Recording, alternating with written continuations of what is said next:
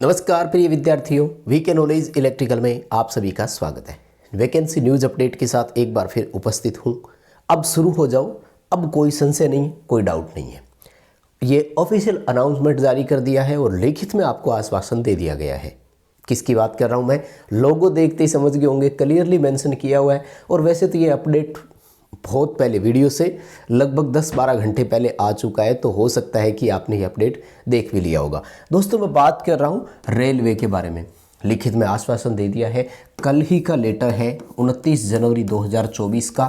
स्पष्टली लिखित में आपको दिया है कि हम बहुत जल्द ही आपके लिए टेक्नीशियन की वैकेंसी करने वाले हैं। हम आपको इस वीडियो में बताएंगे टेक्नीशियन के लिए ALP से अलग अप्लाई करना होगा कि नहीं, इस बार एग्ज़ाम अलग होगा कि नहीं, और मेडिकल स्टैंडर्ड कैसा रहता है, क्योंकि बहुत सारे बच्चे ALP में मेडिकल स्टैंडर्ड की वजह से अप्लाई नहीं कर पा रहे थे। तो यहाँ पर देखिए, इन्होंने स्पष्ट लिख दिया है कि रिसेंटली हमने ALP के लिए 20 जनवरी 2024 को नोटिफिकेशन जारी किया था और बहुत जल्द ही हम टेक्नीशियन की भर्ती के लिए भी नोटिफिकेशन निकालने वाले। फोर्थ कमिंग नोटिफिकेशन है, मतलब आने वाला है। तो इसके लिए वो कह रहे हैं कि हम स्टूडेंट से रिक्वेस्ट करते हैं कि आप RRB की वेबसाइट पर समय समय पर विजिट करते रहें। वो करते रहेंगे, हम कोई दिक्कत नहीं है। अब हमारा काम है RRB की वेबसाइट पर विजिट करना नहीं, हमारा काम है हमारी नोटबुक में विजिट करना, हमें वहाँ से तैयारी करना। 29 जनवरी 2024 का नोटिफिकेशन है।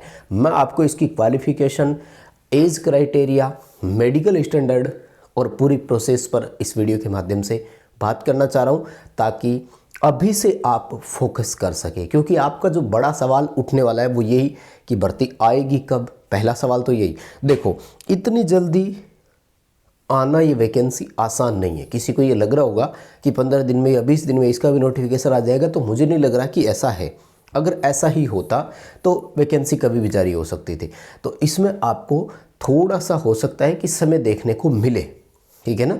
तो वैकेंसी का नहीं कह सकते कि अभी इस हफ्ते आ सकती है कि 2 हफ्ते आ सकती है, लेकिन इतना श्योर कर दिया इन्होंने कि वैकेंसी आएगी ज़रूर। अच्छी बात है कि इन दोनों की प्रोसेसिंग के लिए आपको 2 अलग अलग फॉर्म अप्लाई करने पड़ेंगे और 2 अलग अलग पेपर देने का मौका मिलेगा।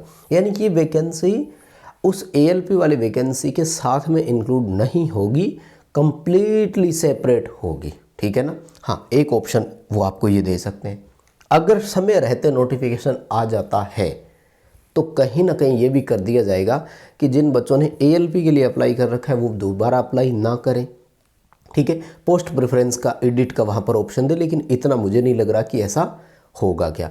यानी 2 अलग अलग अपॉर्चुनिटी आपको इस बार मिलने वाली है। वर्ष 2018 में कॉमन वैकेंसी आई थी, एक ही बार फॉर्म अप्लाई, और इस बार मुझे लग रहा है कि जैसे ALP की अलग से आई है, ठीक उसी तरह से टेक्नीशियन का भी अलग नोटिफिकेशन आएगा जिसमें आपको अलग से फॉर्म अप्लाई करना पड़ सकता है।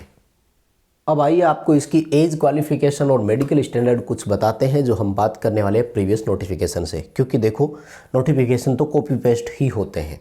ALP के नोटिफिकेशन में हमने देख ही लिया, बस जो टेक्नीशियन की शर्तें थी वो हटा दी, एडिट करके इसी नोटिफिकेशन को फिर से चस्पा कर दिया।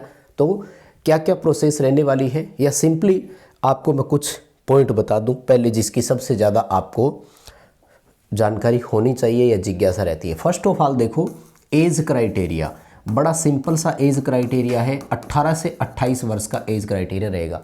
हालांकि इन्होंने क्लियरली कहा था कि अगर ज़रूरत पड़ी तो हम एज रिलैक्सेशन प्रोवाइड करवाएंगे। तो अगर एज रिलैक्सेशन मिलता है तो वो सभी कैटेगरी को मिलेगा, जो कि आपको एज पर रिजर्वेशन मिलता है उसके अलावा।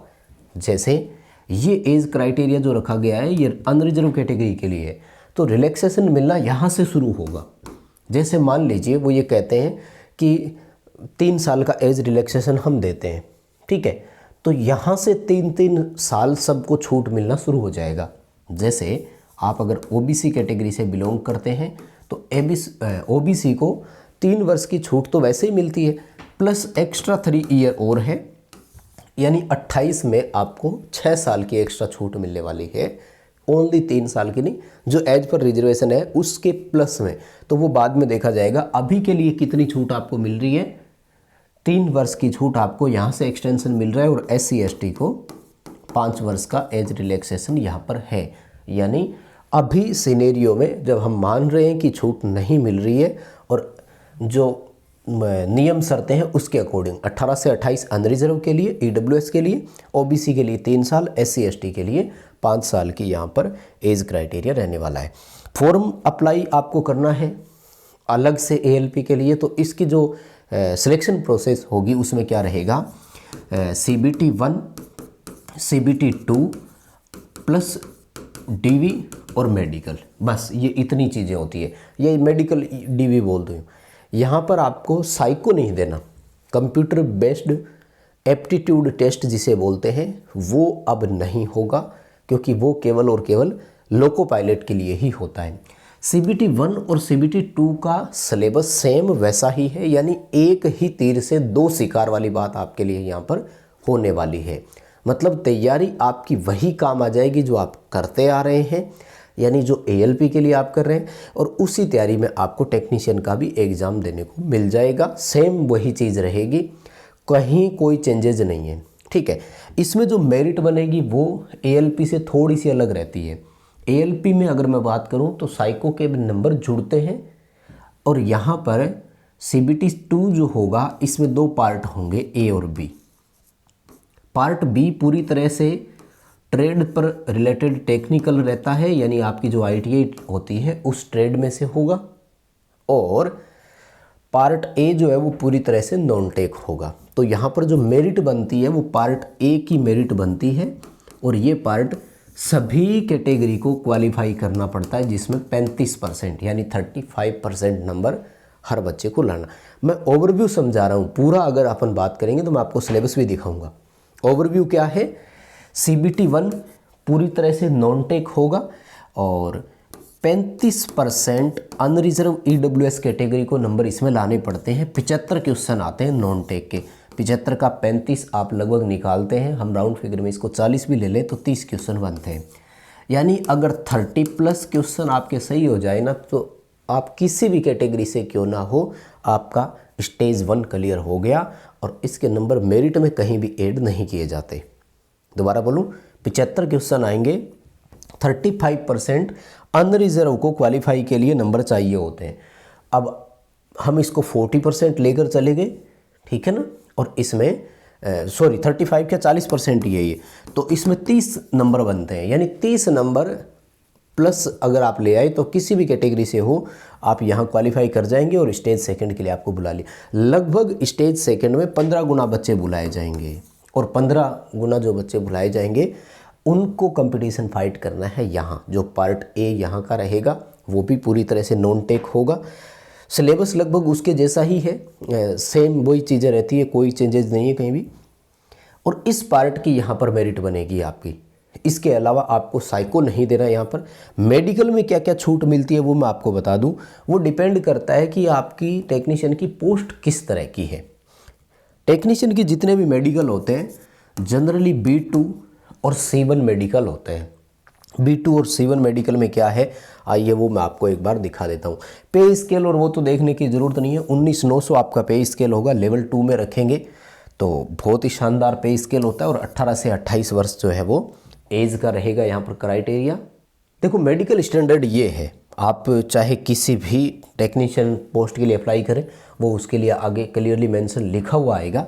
लेकिन मैं आपको बता देता हूँ, टेक्नीशियन का मेडिकल जनरली B2 और C1 के अंतर्गत रहता है। जहाँ B2 में आपको क्या चाहिए, डिस्टेंस विजन 6/9, 6/12, यानी लगभग यूँ कहें कि 2, 2.5, 3 अडेप्टर का आपका चश्मा लगा हुआ है तो वो भी चलेगा, है ना। डायप्टर का, सॉरी अडेप्टर क्या बोल रहा हूँ मैं, सॉरी। ये देखो ये रहा 4D तक का है, सॉरी लिखा हुआ है क्लियरली मेंशन। तो 4 डायप्टर तक का आपका विज़न जो है वो यहाँ पर एक्सेप्ट है।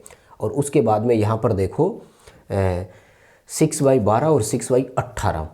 तो कुल में हाँ 2 बड़ी चीज़ें बता दूँ, कलर ब्लाइंड नहीं चलेगा। अगर वो है ना तो उसमें प्रॉब्लम हो सकती है किसी बच्चे को, ठीक है ना। क्योंकि ये देखो ये रहा, है ना, मस्ट पास टेस्ट फॉर बिन कलर विजन। ये कलर ब्लाइंड और वो है नाइट विजन, और वो चीज़ें परेशान आपको कर सकती है।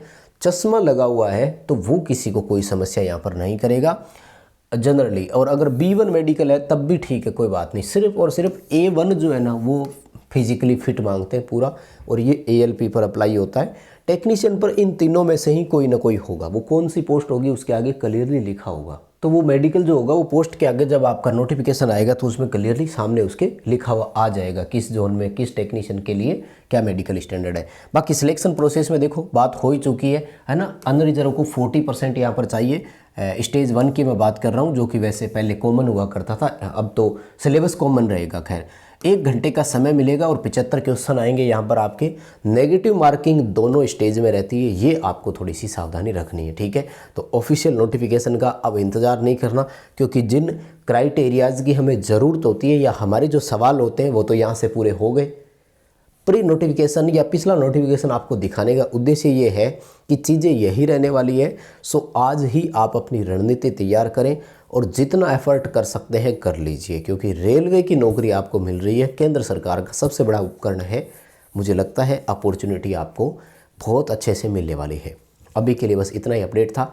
वीडियो पसंद आया तो लाइक करें, अपने दोस्तों के साथ शेयर करें। चैनल से पहली बार जुड़े हैं तो सब्सक्राइब कर लीजिएगा। हम इसी तरह का अपडेट, कंटेंट और न्यूज़ नोटिफिकेशन आपको इस चैनल पर प्रोवाइड करवाते हैं।